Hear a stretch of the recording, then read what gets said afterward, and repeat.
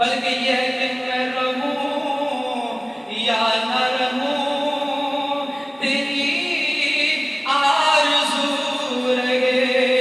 اے مالک و مولا، تیرے دین کی سربلندی کے لیے حسین آج ہر مشکل برداشت کرنے کے لیے تیار ہے۔ امام حسین اگر یزید کے حق کا بیعت کر دیتے، یزید کی بات مان لیتے، دنیا کی ہر سہولت انہیں میسر آ جاتی، انہیں گورنری مل جاتی، بادشاہت مل جاتی، لیکن امام حسین اس بندے کے ہاتھ میں بیعت کیسے کرتے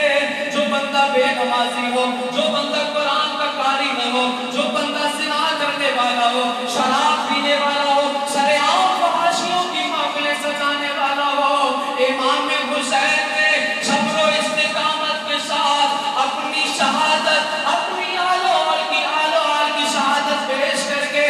یہ سبق امت کو سکھایا ہے کہ اپنی جان کی پرواہ نہ کرنا۔ تمہارے دور میں اگر بھی تمہاری اوپر ایسا بڑا مسلط ہو جائے جو بے حیائی کرنے والا ہو، نمازوں سے روکنے والا ہو، قرآن کی تلاوتوں میں پابندی لگانے والا ہو، سبق حسین کا یاد کر لینا، منظر کربلا کا یاد کر لینا۔ امام حسین بھی ایسے تو رہ سکتے ہیں، ننھے علی اصغر کے سینے پہ پرچم تو برداشت کر سکتے ہیں، علی اکبر کے پیشانی مبارک، وہ علی اکبر جو شبیہ رسول ہے، جسے دیکھ کے نبی علیہ السلام کی یاد تازہ ہو جاتی ہے، صورت بھی نبی کی طرح دیکھ کے یاد نبی جس سے تازہ ہو، اس علی اکبر کے پیشانی مبارک پر تیر کو تو برداشت کر لیا، لیکن دین اسلام کو